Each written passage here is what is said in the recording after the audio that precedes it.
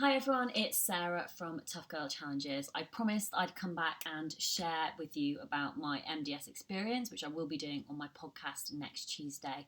But I also mentioned that I would be talking about my feet.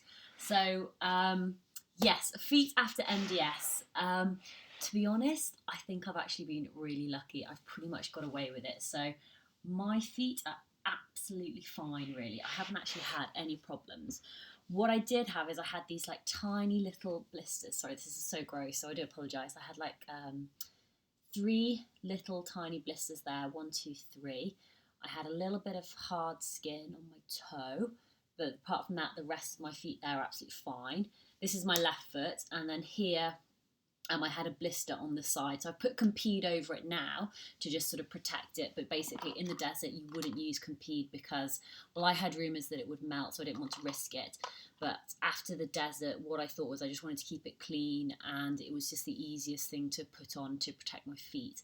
On my left foot, there's, as you can see, there's like absolutely nothing on the base. On my little toes, I had a little bit of hard skin there. And that toe there a little bit, and then it was just on the sides here, so I got one blister on the side there and another blister on the side here. And that was basically because if you were running straight along, you're absolutely fine, but some of the sand dunes, when you were going down them, your feet were sliding, so your feet would be sliding in the shoe, and which just sort of rubbed right on the heel.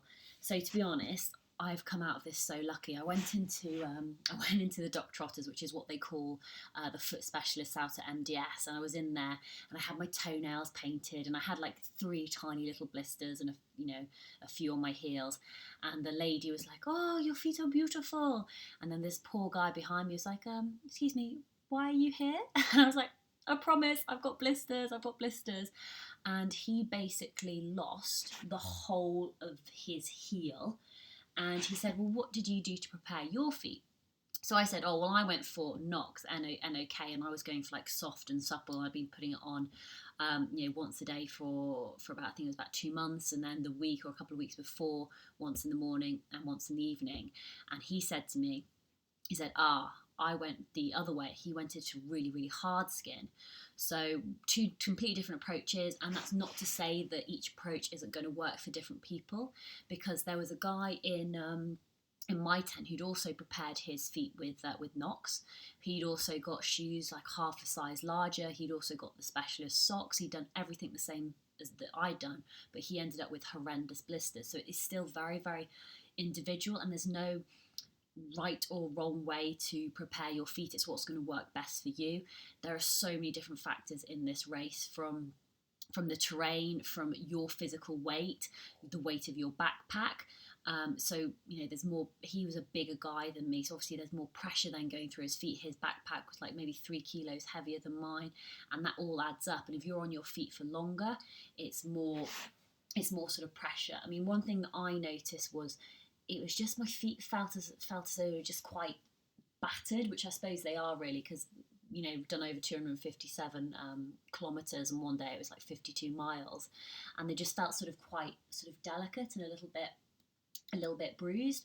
But all in all, my feet have actually been amazing for MDS, so I'm incredibly lucky with my 3 little blisters. So I hope everybody else has fared as well.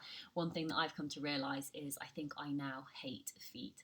I have seen so many gross pictures of blisters and people losing the sole of their foot, so I thank goodness I'm all okay. But do come check out more videos on the MDS, which I'll be uploading.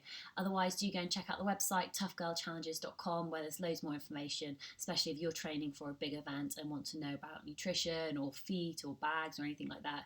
There's tons of information on there. Take care, and I'll speak to you soon.